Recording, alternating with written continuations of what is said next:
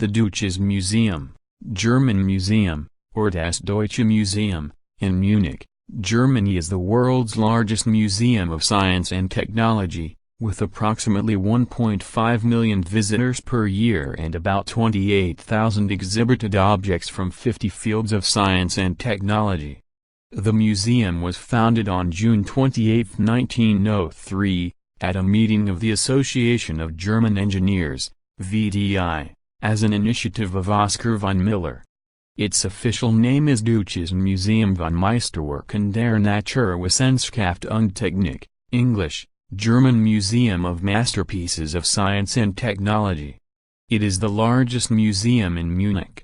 A few months before the 1903 meeting of the Society of German Engineers, Oskar von Miller gathered a small group who supported his desire to found a science and technology museum. In a showing of support, this group spontaneously donated 260,000 marks to the cause and elected a provisional committee to get the ball rolling. In June 1903, Prince Ludwig agreed to act as patron of the museum, and the city of Munich donated Coal Island as a site for the project. In addition, exhibits began to arrive from Munich, Germany, and abroad, including collections from the Bavarian Academy. As no dedicated museum building existed, the exhibits were displayed in the National Museum. On November 12, 1906, the temporary exhibits at the National Museum were ceremonially opened to the public, and on November 13 the foundation stone was laid for the permanent museum.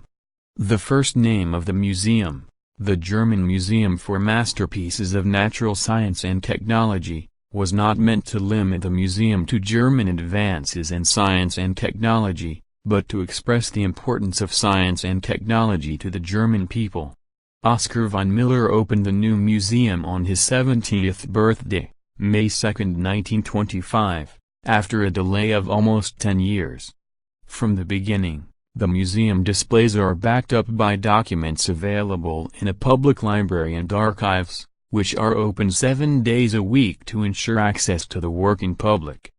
Before and during World War II, the museum was put on a shoestring budget by the Nazi Party, and many exhibits were allowed to get out of date, with a few exceptions, such as the new automobile room dedicated May 7, 1937.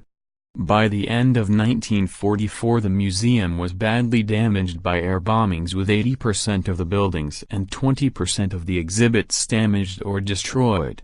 As Allied troops marched into Munich in April 1945, museum director, Karl Bassler, barely managed to keep the last standing bridge to Museum Island from being blown up by retreating German troops. Following the war, the museum had to be closed for repairs, and temporary tenants, such as the College of Technology and the Post Office, used the museum space as their own buildings were being reconstructed. The museum was also home to the Central Committee of the Liberated Jews, representing Jewish displaced persons in the American zone of Germany after the war. In November 1945, the library was able to reopen, followed by the Congress Hall in January 1946. A special exhibit on 50 years of the diesel engine opened in October 1947, and the regular exhibits began reopening in May 1948. Not until 1965, more than 20 years after the end of the war in Germany, did the exhibit area match, and then exceed, pre-war size.